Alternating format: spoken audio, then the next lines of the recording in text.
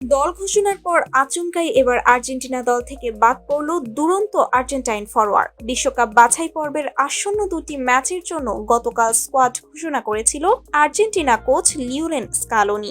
Albiceleste শিবিরে স্বস্তি ফিরিয়ে দলে ফিরেছেন 2 মাস চোটের কারণে মাঠের বাইরে থাকা লিওনেল মেসি। তবে এরই মাঝে নতুন করে চোটে পড়ে দল থেকে বাদ পড়তে যাচ্ছে আরেক তরুণ তারকা। উয়েফা চ্যাম্পিয়ন্স লিগের ম্যাচে চোট পান আর্জেন্টাইন ফরওয়ার্ড নিকোলাস গঞ্জালেস।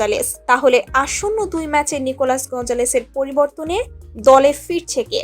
এই নিয়ে বিস্তারিত থাকছে প্রতিবেদনের বাকি অংশে। জুভেন্টাসের হয়ে তিনি খেলতে নেমেছিলেন আরবি লাইপজিগের বিপক্ষে। ম্যাচের 10 মিনিটেই তিনি পায়ে অস্বস্তি বোধ করেন। পরবর্তীতে প্রাথমিক চিকিৎসার পর তাকে মাঠ থেকে তুলে নেওয়া হয়। তার ইনজুরিতে পড়ার কথা পরে নিশ্চিত করেছে Italian club Juventus. Lower grade ইনজুরিতে পড়েছেন নিকো, যার কারণে আর্জেন্টিনার আসন্ন 2 ম্যাচে তিনি থাকছেন না। এখন পর্যন্ত তার বদলি হিসেবে কাউকে দলে নেননি লিওনেল স্কালোনি। অক্টোবর উইন্ডোতে 2টি ম্যাচ খেলবে আর্জেন্টিনা। বিশ্বকাপ বাছাই পর্বের 2 ম্যাচে আগামী 11 অক্টোবর তাদের প্রতিপক্ষ ভেনেজুয়েলা এবং 16 অক্টোবর মেসির দল বলিভিয়ার মুখোমুখি হবে। সে উপলক্ষে স্কালোনি গতকাল 27 সদস্যের স্কোয়াড ঘোষণা করেন। স্বাভাবিকভাবেই সেই দলে ছিলেন নিকো গঞ্জালেস। আক্রমণ ভাগের বাম পাশে তাকে খেলাতে দেখা গেছে আলবিসেলেস্তে কোচকে। কোপা আমেরিকা সহ সর্বশেষ 6 ম্যাচের 5টিতেই আর্জেন্টিনার জার্সি গায়ে তুলেছিলেন গঞ্জালেস। ফলে কোপা জয়ী আর্জেন্টিনা দলে যে তার অবস্থান গুরুত্বপূর্ণ সেটাই টের পাওয়া যায়। লেফট উইংয়ে নিকো বিশ্বকাপ জয়ী কোচ স্কালোনির বিশ্বস্ত তারকা।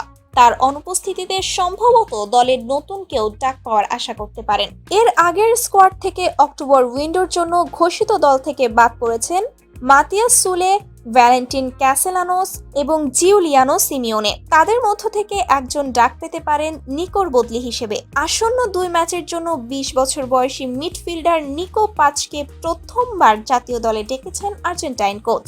স্প্যানিশ ক্লাব রিয়াল মাদ্রিদের সঙ্গে বর্তমানে ট্রেনিংয়ে থাকা এই তরুণের আন্তর্জাতিক অভিষেক হওয়ার সুযোগ রয়েছে। এছাড়া আগের উইন্ডোর আর্জেন্টিনা দলে না থাকা Nicolas Tagliafico, Leonardo Balerdi, Exequiel Palacios এবং মার্কাস আকুনাও ইনজুরি কাটিয়ে দলে ফিরেছেন। এদিকে গত ম্যাচে কলম্বিয়ার কাছে হারের পর মেজাজ হারিয়ে ক্যামেরায় আঘাত করে বসেন দলটির প্রধান গোলরক্ষক এমিলিয়ানো মার্টিনেজ, যে কারণে তাকে পরবর্তী 2 ম্যাচের নিষেধাজ্ঞা দিয়েছে ফিফা। সে কারণে তার দলে অনুপস্থিতি অনুমেয়ই ছিল। তার জায়গায় চতুর্থ কিপার হিসেবে কাকে নেওয়া হতে পারে সেই আলোচনা ছিল। তবে নতুন করে কাউকে না ডেকে স্কালোনি আগের স্কোয়াডে থাকা জেরোনিমো রুলি, জুয়ান মুসো এবং ওয়াল্টার বেনিতেজকে রেখেছেন স্কোয়াডে।